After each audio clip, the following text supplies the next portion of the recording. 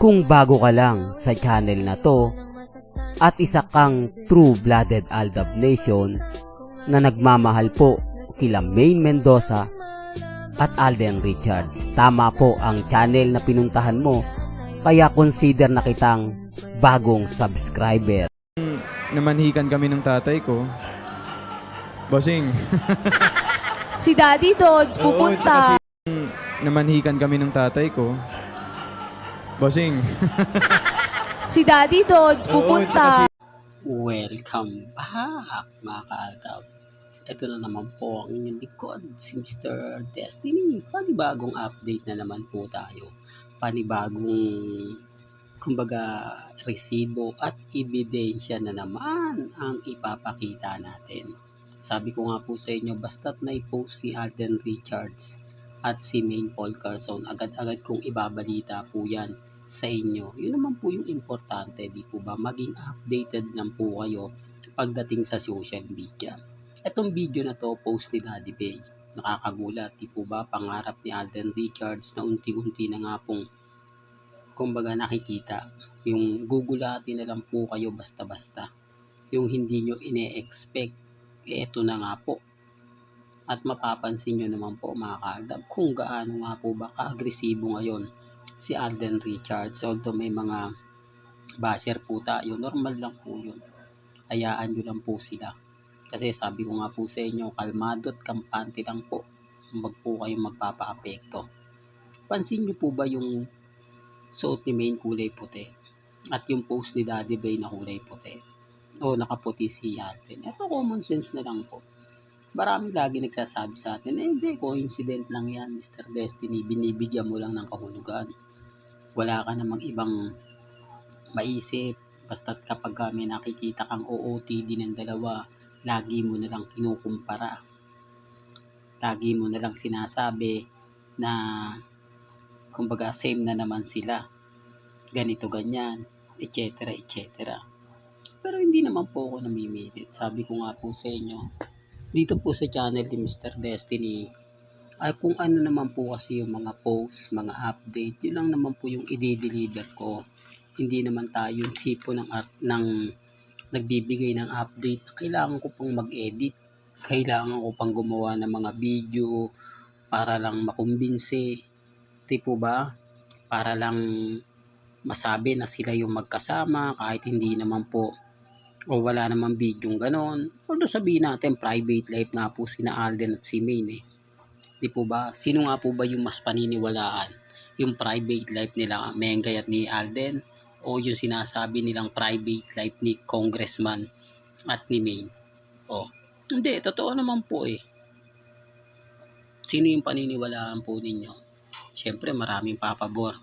Maraming magsasabi, hindi, paniniwalaan namin si Maine at si Congressman Arjo. Yan yung Armin. Pero yung literal na ang ibig kong sabihin yung nasa dulo ng dila natin, yung neutral lang, mapapaisip. Kasi bakit kailangan pang mag-private? Kung lagi namang, kung alam naman ng mga tao na kinasal kuno kayo.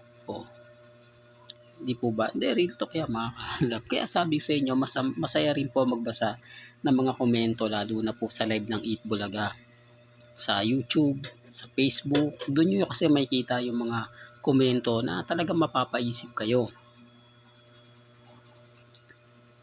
Hindi ka lang katulad sa TV na panonood lang. Yung iba kasi may mga expression na sinasabi na ba't gano'n, napaka damot naman ni Maine.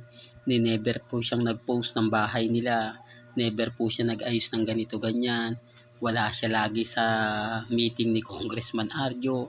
Hindi mo alam kung nasaan si Maine. Tapos sinasabi ng iba, nasa Bulacan. Bakit napapadala sa ata ang pagpunta ni Mengay sa Bulacan?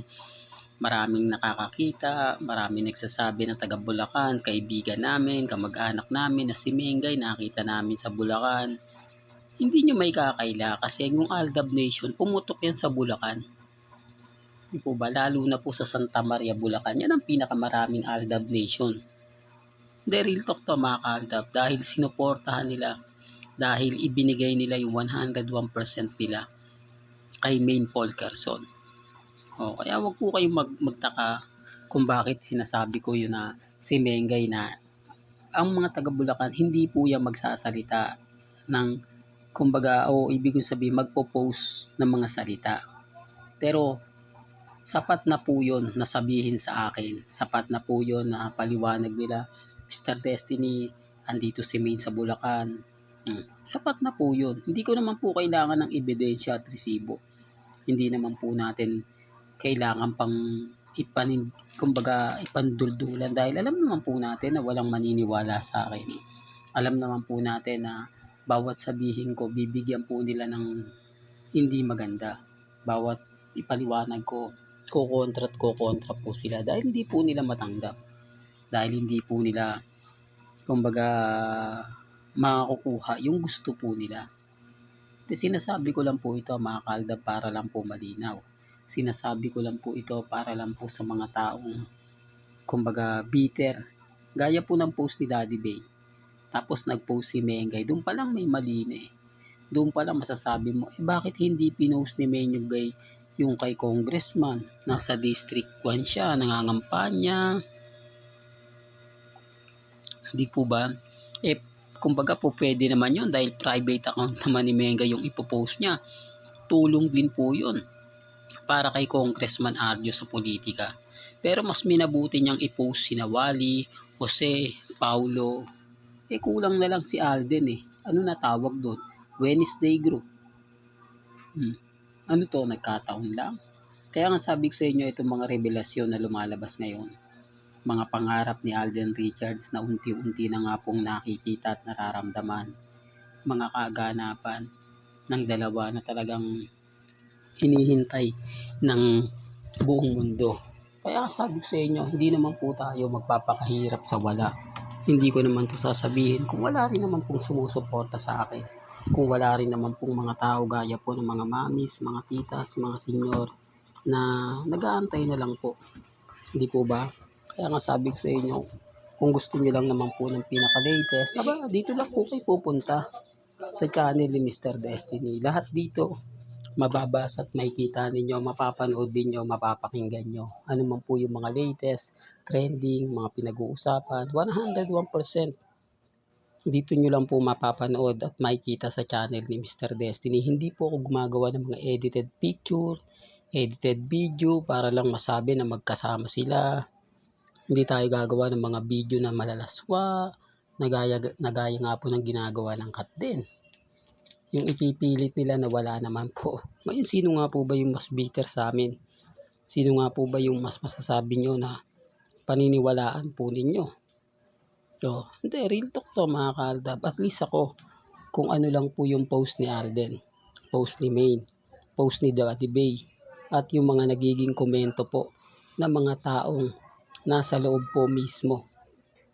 Di po ba? Kaya nga po yung iba nagre-react, nagko-komento, pero okay lang. Normal lang po sa akin yan. Normal lang po yung mga bagay na ganyan. Kaya nga sabi ko sa inyo mga kaaldab, maging relax lang po kayo, maging kalmado. Po ba? Malay nyo mga kaaldab, dumating yung point na maramdaman po natin lahat yung mga bagay-bagay po na titignan nyo. Di ba? Kaya relax lang. Maging kampante lang po kayo. Maging updated. Ang importante lang naman po, lahat po ng mga balita nalalaman po ninyo. Yun lang naman po mga kaaldab. Kaya sabi ko lagi kong sinasabi, lalo na po sa Instagram at sa Twitter na maging relax lang po kayo. Maging kalmado. Diba? Yun naman po kasi. Diba? Pero hindi ako namimilit. Lagi ko pong pinapaliwanag, lagi ko pong sinasabi sa mga baguhan, sa mga dumadaan sa channel natin, sa mga bumibisita, may kanya-kanya po tayong opinyon.